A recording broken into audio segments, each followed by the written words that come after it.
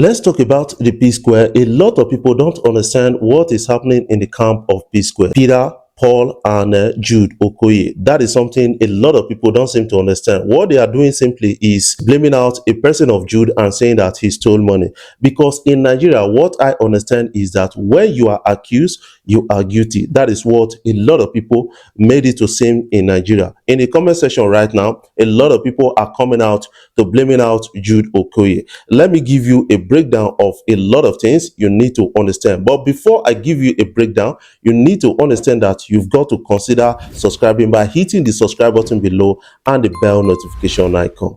Psquare actually had, three persons. That is Paul, Peter, and Jude Okoye. That is what a lot of people don't seem to understand about this whole thing. And right now, Jude Okoye is facing allegations of about 1.38 billion naira fraud, kind of allegation. I think that is actually confusing a lot of persons, saying that Jude Okoye has been stealing from the P-Squares. You need to understand that based on the MOU that was signed by these three guys, Jude is a part of P-Square. You cannot separate, P-Square, from Jude Okoye. And somehow, some people are saying this is extortion. You need to understand the point they are trying to raise in here. When I listen to a person of Rude Boy, I got to understand a lot of things about the whole things. Rude Boy said, yes, this thing they are accusing Jude of doing, he is guilty of it, and a person of Peter is guilty of it.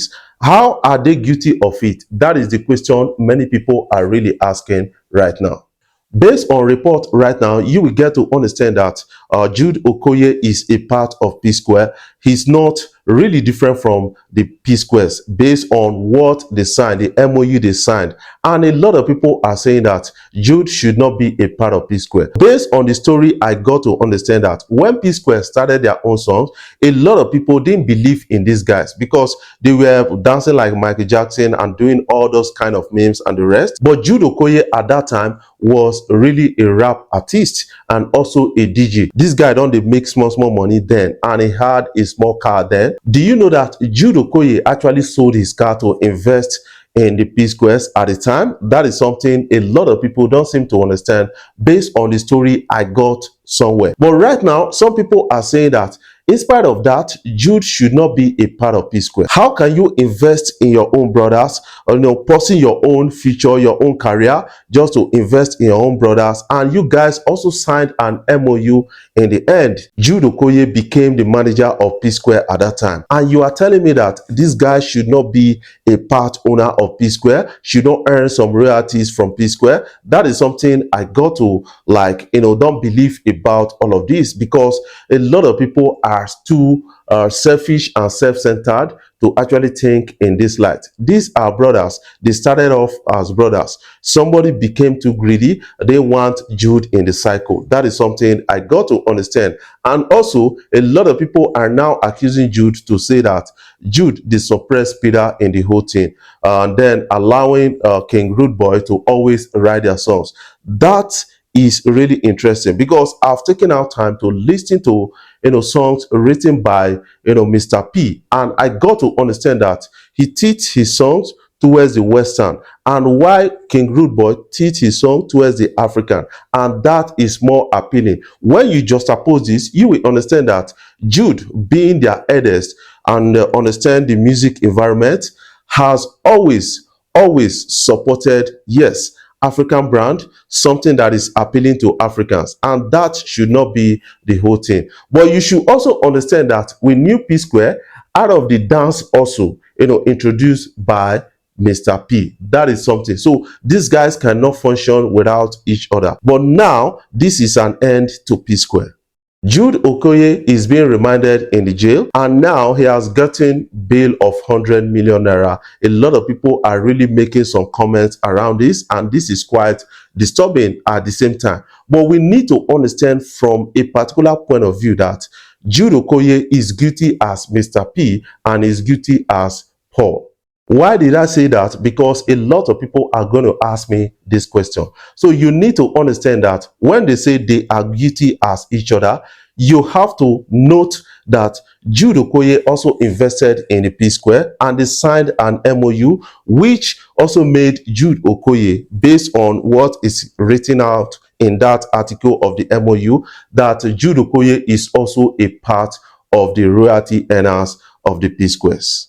Now, what happened, according to the explanation of Jude and some explanations from King Rudeboy, that they were supposed to earn royalties differently and then remit to the central. And then somebody decided to keep his own. That is a person of Mr. P. A lot went down trying to get from Mr. P. And now Jude said, Mr. P, you they keep your own, so let everybody keep their own. The royalty earned from the side of Jude is being kept by Jude. That of Peter is being kept by Peter. That of King Rudeboy is being kept by Rudeboy. And now Mr. P is coming out to say a person of Jude is not supposed to keep his own royalty. He's not challenging that King Rudeboy kept his own. He's not challenging himself that he kept his own. He said a person of Jude should not keep his own because he not be Psquare. And now, based on provability, they have to go to court and prove whether Jude Okoye, based on the document, based on the MOU and everything signed,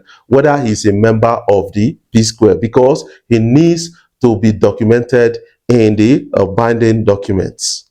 But now a lot of people are coming out to say Mr. Jude na thief John, na this, na this, na this. You have to understand the interesting stories around that before you start saying all of this. What can you make out of this? Do you think Mr. P is right to have involved the EFCC and gotten his brother to court because of this? I want you to put your own opinion in the comment section. Do you think they were supposed to resolve it at home? I want you to put that in the comment section if you feel that is what they were supposed to do, because both of their parents, they are not alive anymore. But people are now asking, don't they have uncles that can actually resolve that? When money issue comes, say your uncles not to get money, a lot of people are not always respectful to those kind of people. That is something I got to understand about the whole thing. The lives of Jude Okoye, the lives of Peter Obi, and a lot of people, they've actually intervened in this whole thing, but no resolution, no tangible resolution that actually came out of it. But right now, it's left for the court to decide in its own wisdom whether this is right or wrong, and whether to jail Mr. Jude Okoye.